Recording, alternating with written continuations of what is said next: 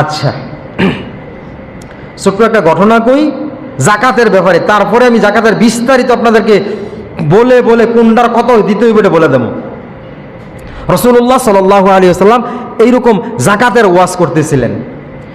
জাকাত দিতে বলা ওয়াজ করতেছিলেন, বলছিলেন জাকাত দিলে মাল পবিত্র হয়, এটার জিম্মাদার একমাত্র আল্লাহ হয়ে যায়। সুবহানাল্লাহ। কে কয়? রাসূলুল্লাহ সাল্লাল্লাহু আলাইহি ওয়াসাল্লাম এরকম বয়ান করতেছেন সাহাবীদের মধ্যে, বলতেছেন কোনো ব্যক্তি যদি জাকাত দেয়, এই জাকাতের মাল পবিত্র হয়ে যায়, আর এই পবিত্র মালের জিম্মাদারি আল্লাহর হাতে চলে যায়। যে কোনো পবিত্র জিনিসের জিম্মাদারি কার হাতে?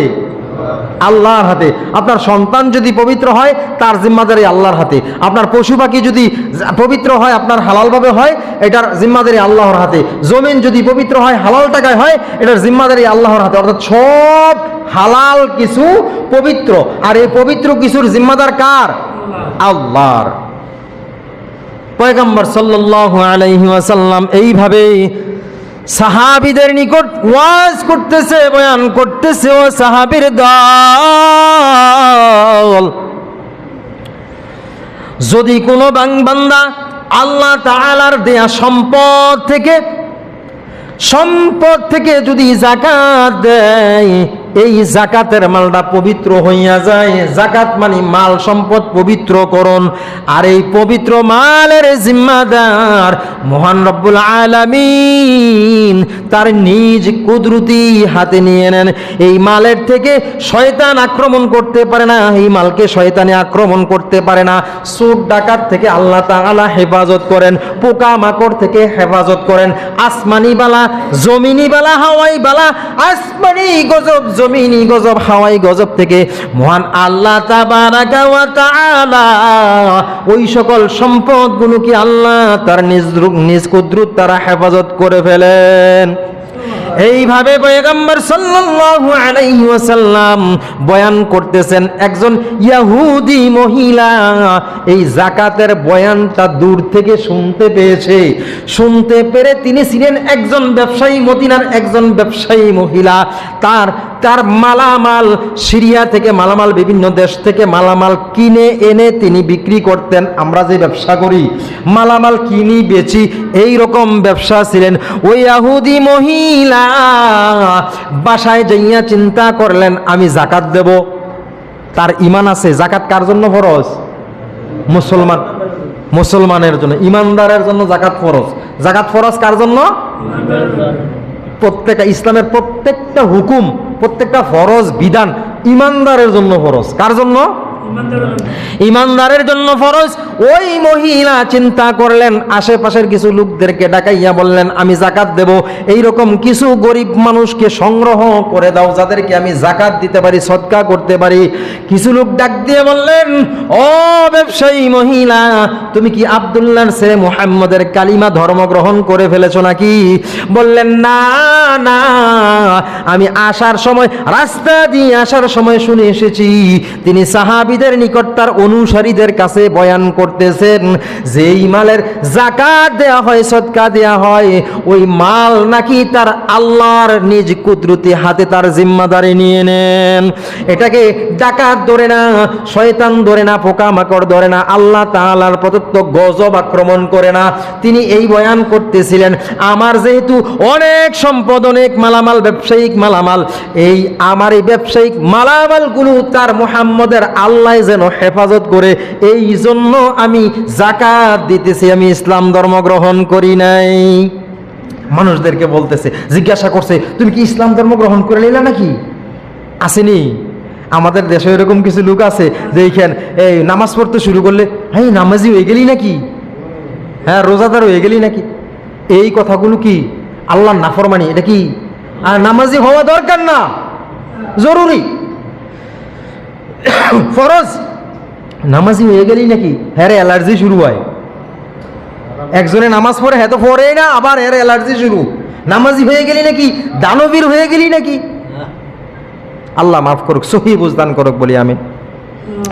এইভাবে ওই ইহুদি মহিলাকে যখন লোকেরা বলতেছে তুই কি ইসলাম ধর্ম গ্রহণ করেছিস নাকি? ওই মহিলা বললেন না না, আমি ইসলাম ধর্ম গ্রহণ করি নাই। আমি শুনেছি মুহাম্মদ বলেছে তার আল্লাহ নাকি ওই যাকাত দেনেওয়ালার মাল সম্পদ রক্ষা করে। আমার মাল সম্পদ রক্ষা পাওয়ার জন্য আমি তার কথা অনুযায়ী যাকাত দেব। কিছু লোক এখান থেকে বেটু দিলেন, লোকমা দিলেন। আরে মুহাম্মদ তো পাগল, কত রকমের কথা বলে, তুই তাকে বিশ্বাস করলি কেমন করে? ওই মহিলা চিৎকার মেরে ডাক দিয়া বলে, ও আমার পাড়া প্রতিবেশী মহল্লাবাসী শোনো, আমি আমার জিন্দেগিতে যতদিন মুহাম্মদকে দেখেছি এবং জেনেছি, তার জীবনে যতটুকু শুনেছি, আমি শুনেছি মুহাম্মদ তার জীবনে কোনোদিন একটাও মিথ্যা কথা বলে নাই। একটাও মিথ্যা কথা যেই ব্যক্তি বলে নাই, এই জন্য তার কথা আমার বিশ্বাস হয়। সুবহানাল্লাহ। আমি যাকাত দেব। তিনি কি ইহুদি? মুসলমান না। যাকাত দিলেন।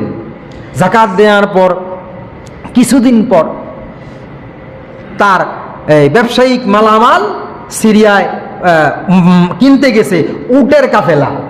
তখন মালামাল বহন করতো কি দিয়ে? উট দিয়ে। এই উটের কাফেলা, তার 100 বা কিছু কম বেশি একটা কাফেলা উট ওই লোকদের সাথে অন্য অন্য কাফেলার সাথে মিলে সিরিয়া গেছে মাল আনতে, কিনতে। তো আসার সময় ওই রাস্তার গভীর জঙ্গলার মাঝখানে এই ডাকাত দলের কবলে পড়ে গেছে। পড়লে পুরা কাফেলার সমস্ত উটের মালামাল ডাকাতি হয়ে গেছে। এবার যারাই মনে করেন 10 জনের একটা কাফেলা, 20 জনের একটা কাফেলা, এইরকম করে করে একটা একটা করে আসতেছে। আর পুরা মদিনায় খবর হইতেছে কি, যত মালামালের জন্য গেছিল সব খালি আসতেছে। কারণ ডাকাত ধরে রাইখা দিছে। কিসে রাখছে? ডাকাত। এই ডাকাতের কবলে বর্তমানে আমরা কিন্তু খুব ঘন ঘন পড়তাছি। হারে এই বর্তমান যে সময়টা, এই সময়টাতে একটু ডাকাতির ব্যাপারে আপনারা সচেতন থাকবেন। ডাকাত আমাদের দেশে আছে না নাই? বড় বড় ডাকাতরা গেছে গা, চেলাফেলা ডিজে রয়েছে, এটি কি করে খাইব?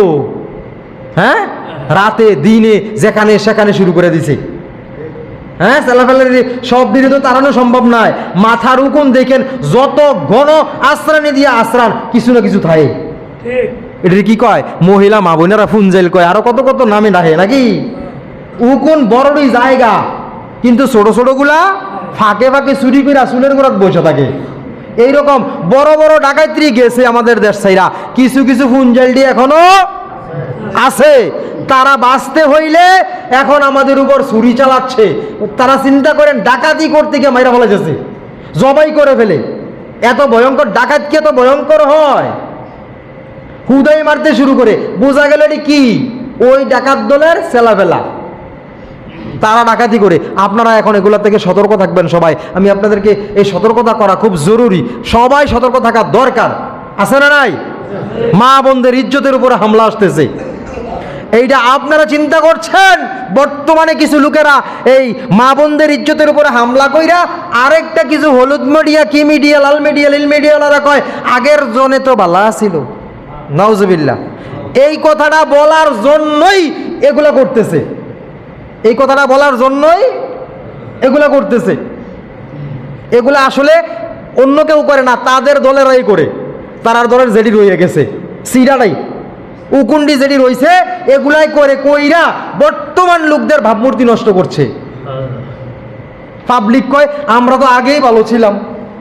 আসলে আগে তাদের হাতেই ছিলাম, যারা এখন অঘটনগুলা ঘটাচ্ছে। বুঝতে হবে যে আসলে আমরা আগে ভালো ছিলাম না, আগে প্রকাশ হয় নাই। এখন একটা করে, আগে 60টা করলেও একটা প্রকাশ পাইছে না, এখন একটা করে 70 বার প্রকাশ করতেছে। বুঝে আসছে? ভাইরাল করতেছে বর্তমানটাকে বদনাম করার জন্য। সতর্ক থাকতে হবে জনগণ। যেখানেই চোর, যেখানেই বাটপার, যেখানেই ডাকাত, যেখানেই রেপিস্ট, যেখানেই ইফটিজার, এখানেই দৌড়ে গাছের সাথে বেঁধে পিটাইতে হবে। ছাড়া যাবে না, প্রশ্রয় দেয়া যাবে না। ডাকাত দলের কবলে পড়ছে ইহুদি মহিলার মালের কাফেলা সিরিয়া থেকে আসার পথে। এবার 10 জনের একটা গ্রুপ, কয়েকটা ব্যবসায়ী গ্রুপ একসাথে গেছে। এক গ্রুপ আসতেছে আর হাহাকার করতেছে, চিৎকার করতেছে, বলতেছে আমাদের সব ডাকাতে দইরা রাইখা দিছে। এবার মহিলার মনের ভিতরে, কলিজার ভিতরে পানি আছে নাকি? হায় হায়, আমারে মুহাম্মদে শুনলাম জীবনে যেই ব্যক্তির মুখ দিয়ে একটা মিথ্যা কথা বের হয় নাই, সেই মুহাম্মদ কইল তার আল্লাহ নাকি হেফাজত করব। এখন তার আল্লাহ তো আমার মাল ডিজাইনি হেফাজত করিনি, আমার কাফেলাটা আইয়ালো, এরপরে মুহাম্মদের ধর্ম। হ্যাঁ, কিছু মহিলা এরকম শেয়ানা ধরনের আছে। মা বোনেরা রাগ করেন না, খারাপদেরকে বলতেছি আমি। হ্যাঁ, পুরুষ নাই, জজ নাই, ওসি নাই, কলারও ধরে লাই আসেনি। এই মহিলা একটু চিন্তা ভাবনা করতে, যদি আমার মাল যায়, আপনি দেখেন অন্য কাফেলার সাথে যার 100 গাড়ি মালের জন্য যায়, মহিলাটা কি সাধারণ নাকি? হ্যাঁ, বড় ব্যবসায়ী বলে মুহাম্মদের ধর্ম, চিন্তা করতেছে মনে মনে। কিছুক্ষণ পর সব কাফেলা দল গ্রুপ ব্যবসায়ীরা যখন মদিনায় আসা শেষ, সবার শেষে তার কাফেলা মালামাল উট বুঝাই করা সহ পয়সা উপস্থিত। সুবহানাল্লাহ। মহিলার ব্যাপার কি? সবাই খালি তোমরা ভরট কেন? বলে আমাদের 100 উটের সামনের যে উট আমির নেতা উট ছিল, এই নেতা উটের হাঁটুতে ব্যথা হয়েছিল, কিছু একটা লাইগে কাইটে গেছিল, এটা হাঁটু গাইরা মাটিতে শুইয়া পড়ছে। নেতাই যদি সামনের যে উটের বহর, এই বহরের নেতাই যদি শুইয়া পড়ে আর বাকিগুলা হাঁটে না, যেখানে ডাকাতি হয়েছে তার থেকে কয়েক কিলো পেছনে থাকতে আমাদের সামনের উট, নেতা উট অসুস্থ হইয়া মাটিতে শুইয়া পড়ছে। শুইয়া পড়ার পর আমাদের কাফেলা করে থাইমা গেছে, আর সামনের সমস্ত কাফেলাগুলো সামনের দিকে অগ্রসর হয়েছে। তারা ডাকাইতের কবলে পড়ছে। ডাকাতি শেষ হওয়ার পর আমরা জায়গায় এসে শুনছি কিছুক্ষণ পর নাকি, কিছুক্ষণ আগে নাকি এখানে ডাকাতি হয়েছে। সুবহানাল্লাহ। হেফাজত করেছে কে? তার বিশ্বাসটা আল্লাহ রেখেছে, তার বিশ্বাসটা আল্লাহ রেখেছে। এই জাকাত দিলে আল্লাহ যে হেফাজত করবে, ইহুদি খ্রিস্টানেরা, মুনাফিকরা, বেঈমানেরা প্রমাণ পায়, আর আমরা মুসলমানরা বিশ্বাস করি না। মুসলমানরা বাটপারি করে জাকাত থেকে দূরে সরার চেষ্টা করি। জাকাত যদি 500 টাকা জাকাত হয়, 500 টাকার থেকে 50 পয়সা কম দিলেও জাকাত পরিপূর্ণ আদায় হবে না। বুঝে আসছে? 50 পয়সা কম দেয়া যাবে না। আমি প্রতি বছর এই কথাটা বলি না? 50 পয়সাও কম দেওয়া যাবে না। যেইটুকু ঠিক সেইটুকু দিতে হবে, যেইটুকু জাকাত এসেছে হিসাব করে, যেইটুকু জাকাত এসেছে ঠিক ততটুকু দিতে হবে, এর কম দেওয়া যাবে না, কম দেওয়া যাবে না। সম্ভব হলে সদকা করবেন, বেশি করে দেবেন। মনে করেন একজনের 1 নেশাব পরিমাণ মাল বা এইটুকু মাল আছে, লক্ষাধিক মানে লাখখানেক টাকার মতো হয়েছে, আপনি এটার থেকে জাকাত দিতে চান। মনে করেন দিলেন 1 লাখে কত? 2500। কত? 2500 টাকা দিলেন, 2500, 2500 টাকা দিলেন। দেওয়ার পর মন দাম কেমন যেন একটু আনচান করতেছে, আরে আরও যদি থাকতো আমি দিতাম। আপনি আরও 500 টাকা দেন না, 1000 টাকা দেন, সদকা করেন। ওটা জাকাত না, কি সাধারণ সদকা দেন, খুশি সওয়াব হবে না? হবে। এটা আপনার খুশি। আপনি যদি ইচ্ছা করে আরো বেশি দেন, বেশি সওয়াব হবে, বেশি দিতে পারেন, কিন্তু কম দেওয়া যাবে না। একজন লোক আপনাকে ডাক দিলে কাছাকাছি পাওয়া যায়, সব সময় বাজার ডি কইরা দেয়, তারে দৌড় দিয়ে যেখানে সেখানে ফাড়াই লাউন যায়, খেতাতে একটু কাজ করান যায়, মাছটি ধরান যায়, গরু লেগে এক বস্তা গাছানোন যায়, তারে যে কাজ করান যায়, তারে সবটি জাকাত দিয়ে দিই। বুঝেন? তারে সবটি জাকাত দিয়ে দেই। এরকম জাকাত খাতিলে তার থেকে কিছু পাওয়ার আশায় জাকাত দিলে জাকাত আদায় হবে না। পাইলেন কি? সারা বছর সে আমার উপকারে আসে, তার মানে আপনি পাওয়ার আশা করছেন না। এই লোকের জাকাত দিলে আদায় হবে না। সে আমার দুশমন হোক, যদি জাকাতের উপযুক্ত হয় তার এই জাকাত দেব। বুঝে আসছে? যদি জাকাতের উপযুক্ত হয়, সমাজের মধ্যে আছে, সে আমার কথা শোনে না, তার সাথে আমার ভালো না, সম্পর্ক ভালো না, সে জাকাত পাওয়ার উপযুক্ত, তাকেই দেব। তাহলে আপনার জাকাত সঠিক সহিভাবে হবে। হ্যাঁ, খাতিল অনুযায়ী আপনজনকে, আত্মীয় স্বজনকে দেওয়া যাবে, কিন্তু এইরকম কোনো কিছু পাবো, উপকার পাবো, ডাক দিলে কাছে আইয়ে বাজারটা কইরা দেয়, ঘাসটি উঠাই দেয়, গরুটা দুধ দুয়াই দেয়, এরকম লোক তো ডাক দিলে আইয়ে তার এই জাকাতটা দেয়। এই পাওয়ার আশা করলে আর জাকাত আদায় হয় না। একবারে কোনো কিছু পাওয়ার আশা করা যাবে না। জি, এইরকমভাবে জাকাত দিতে হবে। ঠিক আছে? ফিতরার আলোচনাটা আগামী সপ্তাহে করব। আরেকটি সপ্তাহ আমরা আলোচনা পাচ্ছি ফিতরা এবং ইতিকাফ নিয়ে আগামী সপ্তাহে ইনশাল্লাহ আলোচনা করব, পরিমাণ বুঝিয়ে দেবো আপনাদেরকে। আজকে জাকাত বিষয়ে বিস্তারিত বলে দিচ্ছি। হ্যাঁ, তো আমরা ইনশাল্লাহ এই জাকাত সঠিকভাবে আদায় করব। যদি আদায় না করি কি হবে? আল্লাহ বলেছেন এই জাকাতের মালটা হাসরের ময়দানে জাহান্নামের আগুনে উত্তপ্ত করে কপালে, পাজরে, পিষ্টে সেকা দেওয়া হবে। নাউজুবিল্লাহ বলি। আমাদেরকে দেয়া হবে আর বলা হবে তোমরা ওই সম্পদগুলো এখানে তোমাদের কাছে দেওয়া হচ্ছে, গ্রহণ করো, যেগুলো তুমি জাকাত না দিয়ে অবৈধভাবে গচ্ছিত করেছিলে। জাকাত না দিয়ে অবৈধভাবে যেটা গচ্ছিত করছো, সঞ্চয় করছো, সেগুলো ইনশাআল্লাহ আমরা জাকাত দেওয়ার চেষ্টা করব, সকলে ইনশাআল্লাহ বলি। জাকাত বললাম কয় জিনিসের দেওয়া লাগবে? কয় জিনিসের জাকাত? 4 জিনিস। কয় জিনিস? 4টা। একটা প্রাণী, পশু। হ্যাঁ, পশু আসে না, অনেকের বেশি হয়, অনেকে ব্যবসার জন্য বেশি করে আসেনি। এগুলো পশু, ফসল, তারপরে আপনার সোনা রূপা এবং ব্যবসায়িক পণ্য, এই 4 জিনিসের কি দেওয়া লাগে? জাকাত দেওয়া ফরজ। এখন পশুর জাকাত কিভাবে দিবেন? পশুর জাকাত এটার একটা নেশাব আছে, আছে না নাই? পশুর নেশাব, পশুর নেশাব আছে। নেশাব তো বুঝেন পরিমাণটা আর কি, যেইটুকু হইলে জাকাত দেওয়া লাগে, ঠিক আছে? সেইটুকু। আমি সোনার উপরটা তো বলে দিলাম, সোনার উপরটা বলে দিছি না, প্রথমে আলোচনায় এটা আসছে। পশু দেবেন যদি উট 5টা থাকে, হবে নেশাব। কয়টা? উট 5টা, গরু মহিষ 30টা। কয়টা? 30টা। আর বকরি, দুম্বা, বেড়া এই ধরনের 40টা। এটা হলো নেশাব পরিমাণ। এইটুকু যদি হয় পৌঁছে, এটা হলো সীমারেখার দাগ, এই পর্যন্ত গেলে আপনার উপরে জাকাত ফরজ হবে। বুঝে আসছে? এইটুকু পরিমাণ হলে, এখন যারা আছেন আপনার গ্রাম অঞ্চলে তো এগুলো নাই এত পরিমাণে পশু, তো যারা ব্যবসা করে, অনেকে ব্যবসা করেন, ব্যবসায়িক পণ্যের আবার আলাদা হিসাব আছে। এইটার পশুর হিসাবটা এরকম, ঠিক আছে? তারপর আপনার সোনার উপর যে হিসাব, ফসলের যে হিসাবটা, ফসল আপনার ফসলের হিসাবটা আসছে আপনার 612 কেজি। এখানে আসে 15 মণ 12 কেজি। কত? 15 মণ 12 কেজি হইলে নেশাব পরিমাণ হয়। 15 মণ 12 কেজি হইলে নেশাব, অর্থাৎ যেইটুকু হইলে জাকাত দেওয়া লাগে এই পরিমাণ হয়। 15 মণ 12 কেজি। এর পরে গেলে কি করতে হবে?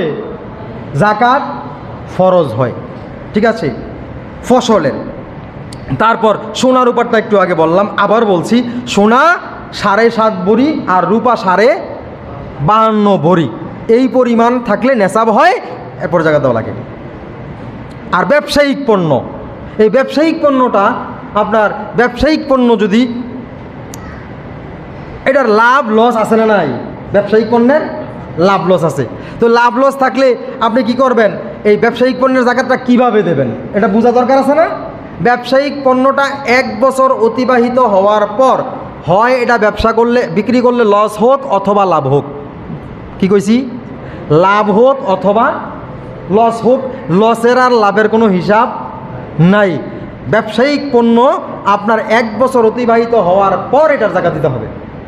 খুব সহজ, এটার কোনো হিসাব কিতাব নাই, ঠিক আছে? তা আমরা বুঝলাম 4 প্রকারের, 4 জিনিসের জাকাত দেওয়া লাগে। 4 জিনিসের জাকাত দেওয়া লাগে। একটা হলো প্রাণী, আরেকটা হলো ফসল, আরেকটা হলো সোনারূপা, আরেকটা হলো ব্যবসায়িক পণ্য। জি, আমরা এই জিনিসগুলোর জাকাত দেব, ঠিক আছে? ফসলের জাকাত বললাম কতটুকু? 612 কেজি। 612 কেজি, 15 মণ 12 কেজি। সবাই বলেন, সবাই তো কৃষক এখানে। 15 মণ 12 কেজি আপনি বলছেন মানে আপনার এটা মনে থাকবে, জবান থেকে একবার উচ্চারণ করলে এটা মনে থাকে, ঠিক আছে? তারপরে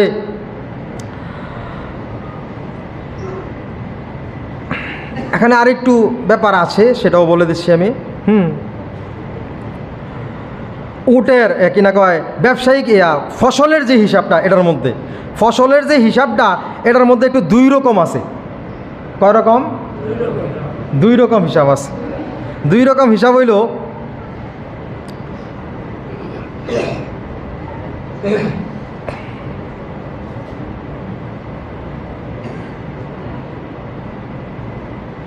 একটা আছে আপনি পানি কিনে আনতে হয়, পানি কিনে আনতে হয়, সার মশলা আছে নেই। আবার কিছু ফসল আছে এমনি বানিয়ে রাখলে, বীজ ফালাই রাখলে অনেক, এটা এক সময় ছিল, এখন আর এমনটা নাই। হ্যাঁ, আমাদের ভাষা পানিতে যে ধানগুলো হইতো তখন আর এত পুঁজি টুজি লাগতো না, তাই না? হ্যাঁ, এইটা যদি ওই রকম ফসল হয় তাহলে 10 ভাগের 1 ভাগ দিতে হবে। খেয়াল, জাকাত কতটুকু? আমরা এতক্ষণ জাকাত বলছি, শতকরা কত? 2.5 হিসাব না? যদি এই রকম ফসল হয় এখানে কতটুকু দিতে হবে? 10 ভাগের 1 ভাগ। আর যদি মানে পরিশ্রম করে যেটাকে পুঁজি লাগাইয়া করা হয় সেইটাকে দিতে হবে 40 ভাগের 1 ভাগ। জি, 40 ভাগের 1 ভাগ। এই হিসাবটা মনে রাখবেন, যেইটা আমরা মানে পুঁজি ছাড়া নর্মাল বীজ ফালাইলেই ফসল হইয়া যায়, ওই ফসলটা দিতে হবে 10-এর 1। আর যেইটা বেশি পুঁজি লাগাইয়া পানি কিনা, সার মশলা কিনা পরিশ্রম করে করতে হয়, এটা দিতে হবে 40-এর 1। জি, আমরা আরও অনেক বিষয় এগুলো জানার থাকে, ইনশাল্লাহ আমরা এগুলো জেনে জেনে জাকাতগুলো দেব। যেহেতু আলেমুলামার আশেপাশে আলহামদুলিল্লাহ আমাদের আলেমুলামা ইসলামের ব্যাপারে জ্ঞানী লোকের অভাব নাই। হ্যাঁ, যে কোনো একজনের কাছে যারা জানে তাদের কাছে ইনশাল্লাহ জানবো, জেনে জেনে বা বিস্তারিত জেনে কোনটার জাকাত দিতে চান, কোন মালটা আপনার কাছে আছে, যে হুজুর আমার ভাই আমার এই মালটার এই জাকাত কীভাবে দিতে হবে, কী আসে বিষয় বিস্তারিত এভাবে বললে ইনশাল্লাহ আপনাকে বলে দেবে। জিজ্ঞাসা করে করে আমরা এই জাকাতগুলো আদায় করার চেষ্টা করব। সকলে বলি ইনশাআল্লাহ। ওয়া মা তাওফীক ইল্লা বিল্লাহ। আসসালামু আলাইকুম ওয়া রাহমাতুল্লাহি ওয়া বারাকাতুহু।